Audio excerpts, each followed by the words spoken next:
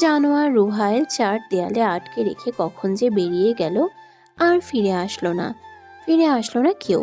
কেউ জানতে চাইল না জিকরার অবস্থা। দেয়াল ঘড়িটা চলছে না, নিশ্চয়ই নষ্ট। এদিকে ফোনটাও নিয়ে গেল রুহাইল। সব মিলিয়ে সবটাই বিভীষিকাময়। অতি সাধারণ তবে সুসজ্জিত একটা কক্ষে বোঝাই যাচ্ছে দীর্ঘদিন যাবৎ এখানে কারো থাকা হয় না।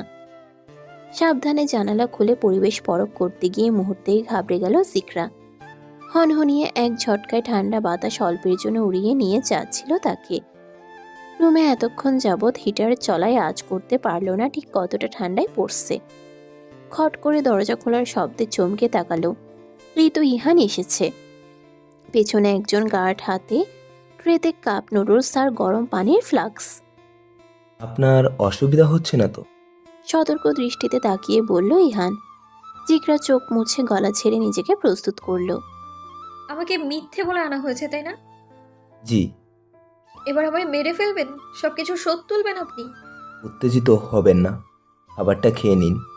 রোহাইল ফায়াজের অতিথি আপনি, অথচ আপনাকে অতিথির মতো ট্রিট করতে পারলাম না বলে দুঃখিত।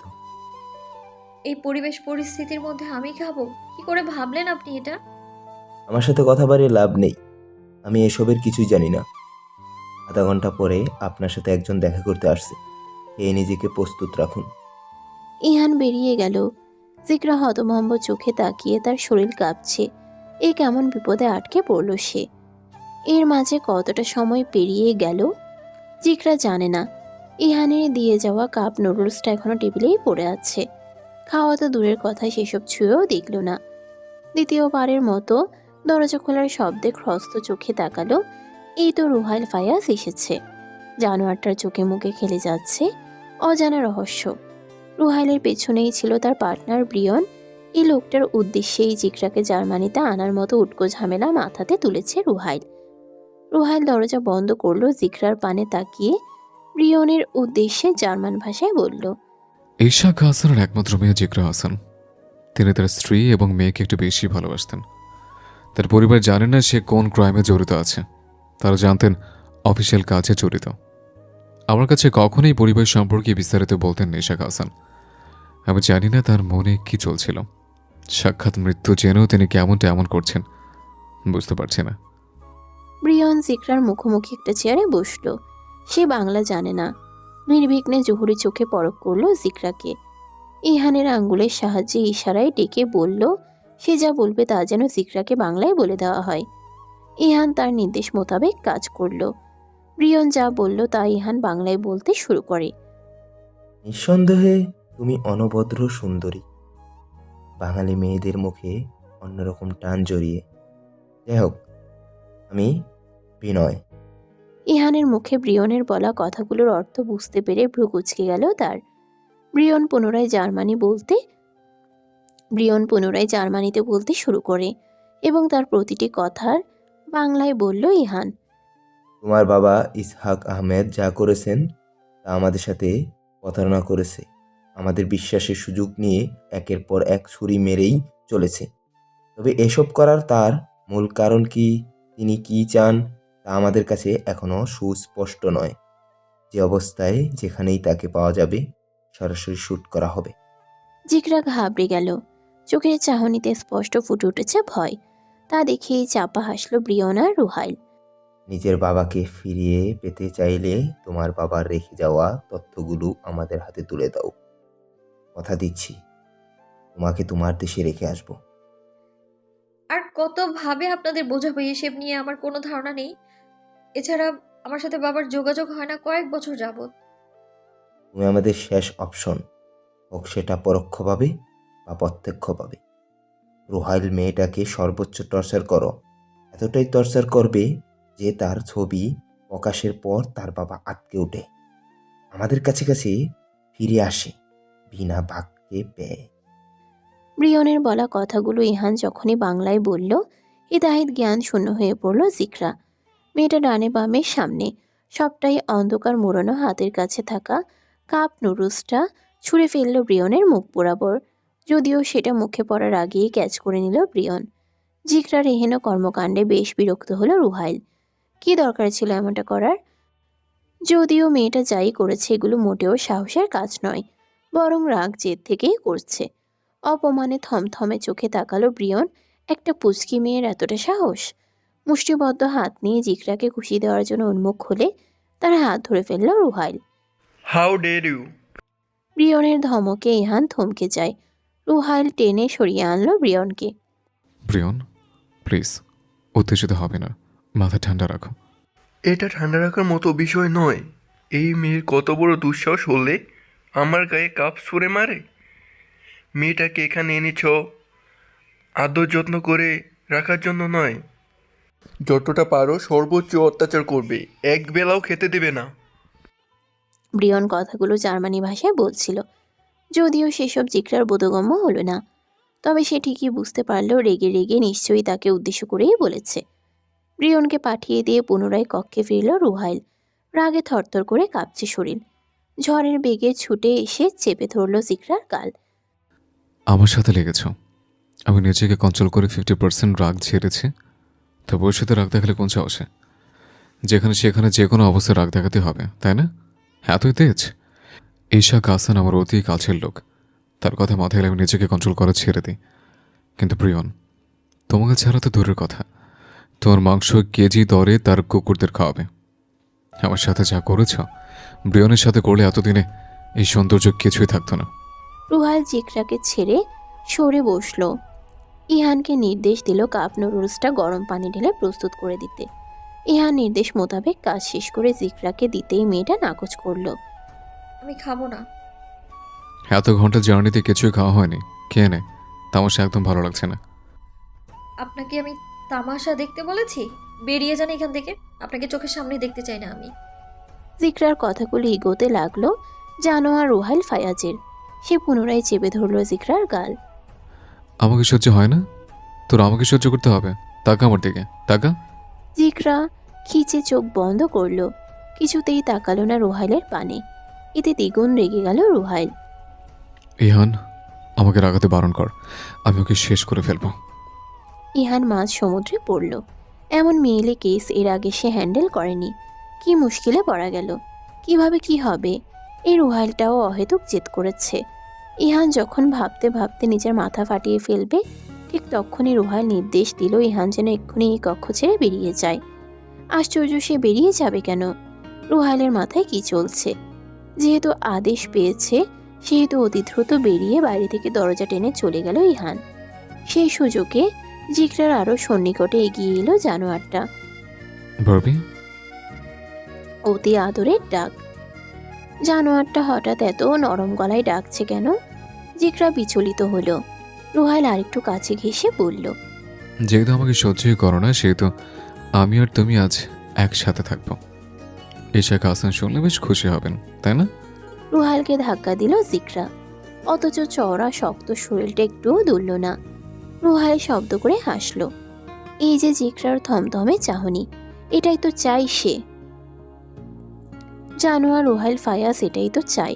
সবাই তাকে ভয় পাবে, ভয়ে তটস্থ থাকবে আশেপাশের সবকিছু। ধাক্কা দিয়ে লাভ নেই, আজ একটু বেশি ক্লান্ত। বাইরে থেকে মনোরঞ্জনের জন্য মেয়ে না ডেকে তুমি তো আছো, আজকে বডি ম্যাসেজটা না হয় তুমি করে দেবে। আপনি ভাবলেন কি করে আমাকে বাইরের মেয়েদের সাথে তুলনা করবেন? জিকরা পাল্টা আঘাত করতে নিলে প্যান্টের পকেট থেকে ছোট্ট চাকু বের করলো রুহাইল। চাকুর কোনাটা অতি সাবধানে গেঁথে দিল জিকরার গালে। যেখানে সেখানে লাগতে যাওয়া তোমার বদভ্যাস বাড়বে। কে যেন বললে বাইরের মেয়ের সাথে তোমার তুলনা? তুমি তো ঈশা হাসানের প্রিন্সেস, তোমাকে কিভাবে ওদের সাথে তুলনা করি বলো? রুহাইল এক এক করে শার্টের বোতাম খুলতে শুরু করে। অপর দিকে জিকরা লজ্জায় মাথা নুয়ে ফেলে। এ কোন ঝামেলায় পড়ল সে? এর থেকে পরিত্রাণের উপায় কি নেই? ঘাড়ে হাত রাখো, কি? ঘাড়ে হাত রাখো। আমি এসব পারবো না ভাই, একদমই এইসব বলবেন না। ঘাড়ে হাত রাখো। জিকরা উঠে যাওয়ার জন্য পা বাড়াতেই তার পা টেনে ধরল। চাকুটা গলার মাঝে রেখে কৌশলে টান দিতেই চামড়া ছিঁড়ে কয়েক ফোঁটা রক্ত গড়িয়ে পড়ে। রুহাইল কাটা স্থানে স্লাইড করে বলে, মোট চলে আসে রোমান্স নয়, আগে আমার হাত চলে, কারণ I love blood, I love violence. জিগরার মাথায় 3জন গার্ড 3 দিক থেকে রিভলভার তাক করে দাঁড়িয়ে আছে। মুখোমুখি বসে আছে রুহাইল ফায়াজ, তার হাতে বাদামের কোটা। সেখান থেকে 2-1টা বাদাম মুখে পুরে জিগরার পানে তাকিয়ে আছে আর চোখে। ভয়ে থরথর করে কাঁপছে মেয়েটা। তাহিরার সাথে কথা বলতে কি থেকে কি বলছে সে নিজেও জানে না। কিছুক্ষণ আগে একজন গার্ডের গলায় আচমকা গুলি করে ফেলল রুহাইল। এই ব্যাপারটা দেখার পর মেয়েটা কিভাবে স্বাভাবিক থাকবে? জিকরাকে শেখানো হয়েছে ইসহাক আহসান মারা যায়নি, তিনি জীবিত, হসপিটালে চিকিৎসা চলছে। এই কথাগুলো যেন তাহিরাকে বলা হয়। জিকরাও আদেশ মোতাবেক দেদারসে মিথ্যা বলে আওড়াচ্ছে। এদিক থেকে সেদিক হলেই নল থেকে ছিটকে আসবে বুলেট। কথা শেষ হতেই রুহাইলের ফোনটা এগিয়ে দিল সে। রুহাইল বাদামের কোটা এগিয়ে দিল জিকরার দিকে। আরে খাওয়া পারবি, আমি বলছি না রিভলভার দেখলে তোমার এত সব তেজ। আপনি যে মশার মতো মানুষ মারেন, আপনার কি হৃদয়ে লাগে না? একদমই না, আমি হৃদয়হীন নির্দয় পাষাণ জানোয়ার তুল্য মানুষ। জিকরা মাথাটা নুয়ে ফেলল। সকাল হতে না হতেই রুহাইল তাকে ডেকে তুলেছে। ঘুমটাও এখনো ভালোভাবে হলো না। বার্লিনে আসতার প্রথম দিন। বার্লিন শহর নিয়ে কোনো ধারণা নেই জিকরার। রুহাইল উঠে দাঁড়ালো। জিকরাকে ইশারা করলো তার পেছনে পেছনে আসতে। 3 তলার সিঁড়ি পেরিয়ে নিচতলায় এসে থামলো রুহাইল। নিচতলাটা বড্ড বেশি অগোছালো। কোনায় কোনায় দাঁড়িয়ে আছে গার্ড।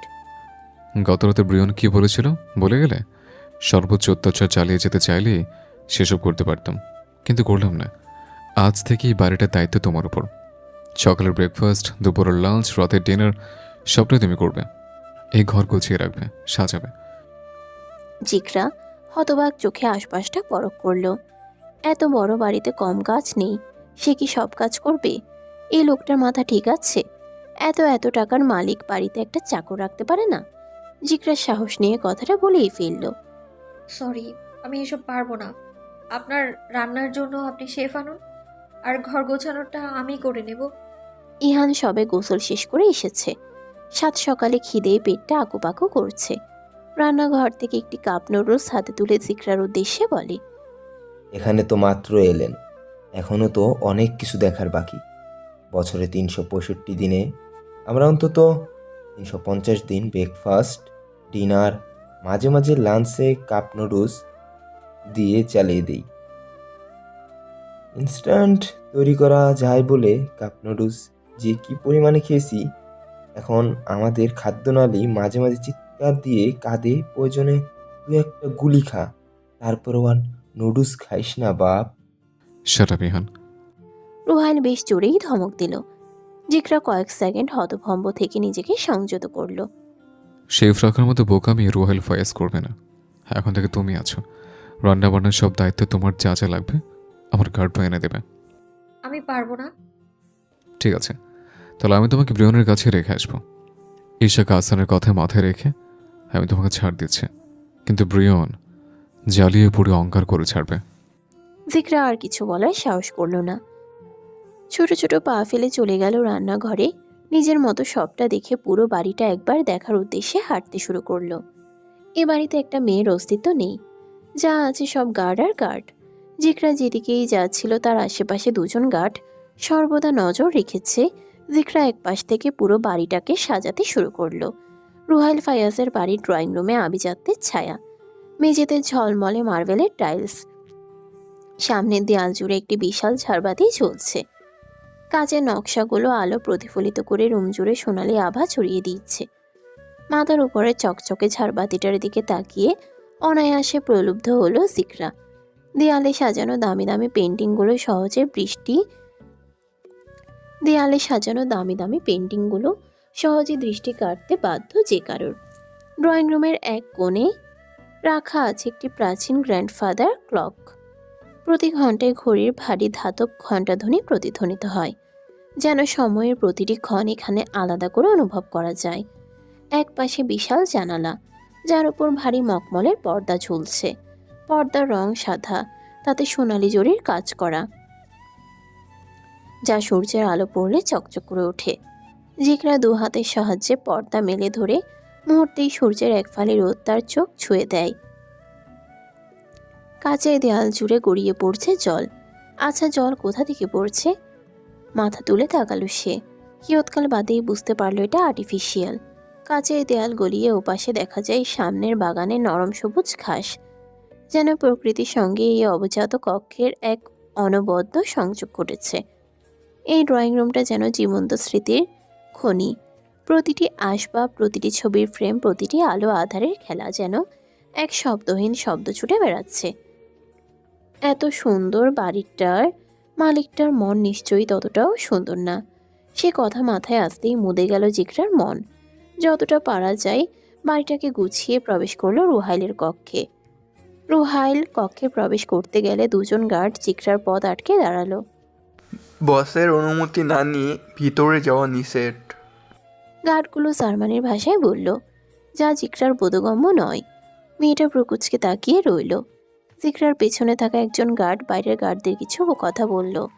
তারপরেই তারা জিগরাকে প্রবেশ করার অনুমতি দিল রুহাইলের আলিশান কক্ষে। রুহাইল তখন জ্যাকের সাথে খুনসুটিতে মত্ত। জিগরাকে দেখা মাত্রই মুখে চওড়া হাসি ফুটে উঠল তার। এদিকে রুহাইলের এলোমেলো কক্ষ পরক করার আগেই বিছানায় বাঘের বাচ্চাটাকে দেখা মাত্র সর্বাঙ্গ শিউরে উঠল জিগরার। মেয়েটা ভয়ে দু কদম পিছিয়ে যায়। রুহাল সেই সুযোগে জ্যাককে নির্দেশ দিল জিগরার কাছে যেতে। বশবর্তীটা বাঘটা আদেশ পাওয়া মাত্র লাফিয়ে লাফিয়ে জিগরার সম্মুখে দাঁড়ায় এবং খুনসুটির উদ্দেশ্যে আগ বাড়িয়ে জিগরাকে ধরতে চাইল।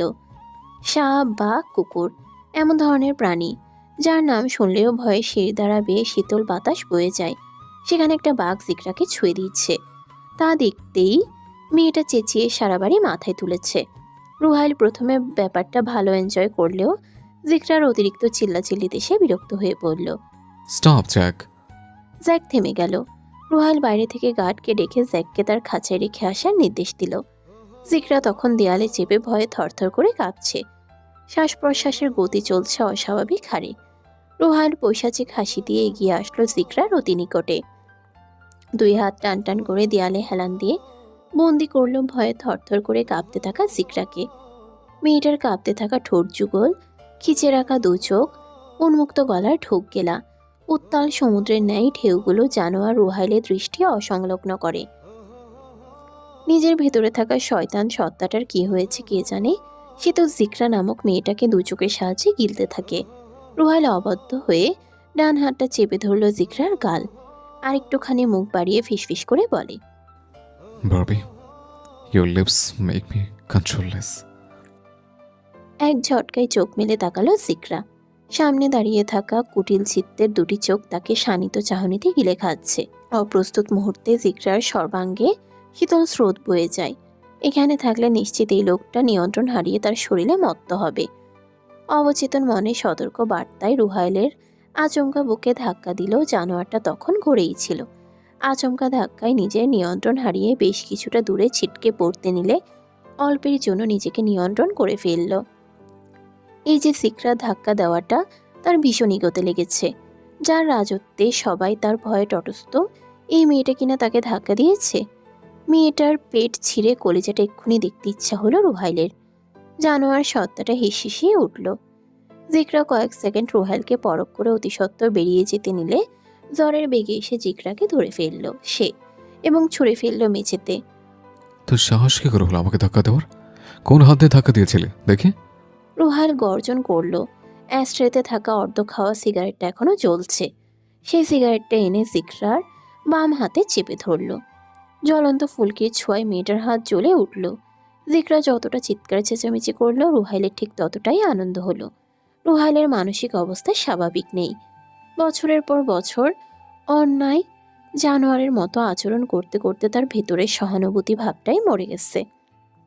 রুহাইল ফায়াজ নামক জানোয়ারটার চেহারা মানুষের মতো, কিন্তু সেই চেহারায় স্নিগ্ধতা নেই। চোখে অস্বাভাবিক ঝলক, হাসিটা কেমন যেন বিকৃত, কথায় মিশে থাকে অস্বস্তি, আচরণ অস্বাভাবিক। সুদর্শন এই মানুষটাকে যারা সামনাসামনি দেখেছে, অনুভব করেছে, তারাই জানে, দেখলেই মনে হয় সে সাধারণ মানুষ নয়, মানুষ রূপের পশু। ইহান জানত না জিগরা ভেতরে আছে। সে দরজা ঠেলে রুহাইলকে দেখার চেষ্টা করল। যখনই শুনতে পেল জিগরার কান্নার আওয়াজ, দাঁড়িয়ে না থেকে দ্রুত এগিয়ে আসলো। জিগরার বাম হাতে জ্বলন্ত সিগারেট দুটি ক্ষত দেখেই বিব্রত অবস্থার সম্মুখীন হয়। রুহাইল এটা কি করে করতে পারল?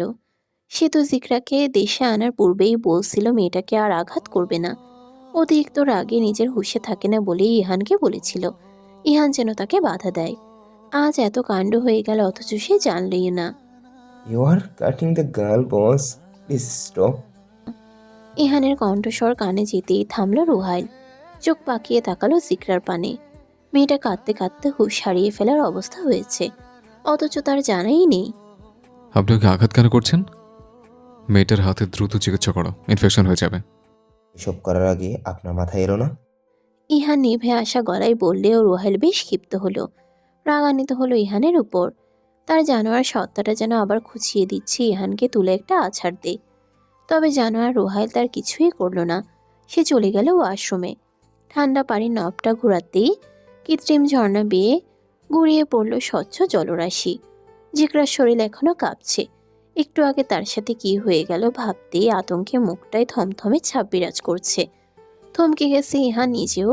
রুহাইল বলেছিল মেয়েটাকে আঘাত করবে না, তাহলে আঘাত করলো কেন? জিকরাও কি বেফাঁসি কিছু বলেছিল? ইহান প্রয়োজনীয় ঔষধ জিকরাকে বুঝিয়ে দিয়ে বলল, রোহাল স্যারের আশেপাশেও থাকবেন না। যদি ভালো চান নিজের নির্দিষ্ট দূরত্ব রেখে চলুন। উনি কখন কি করেন না করেন নিজেই বুঝতে পারেন না।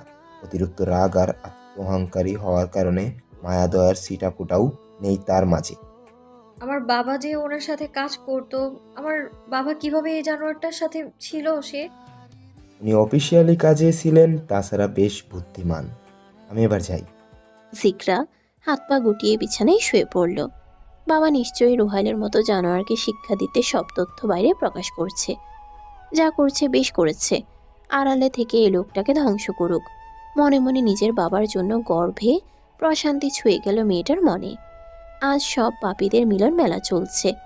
গোল্ডেন, লাল, সাদা, নীল, সবুজ ডিস্কো লাইটের ঝকমকে ভাবটা ছড়িয়ে পড়ছে দিক বেদিক।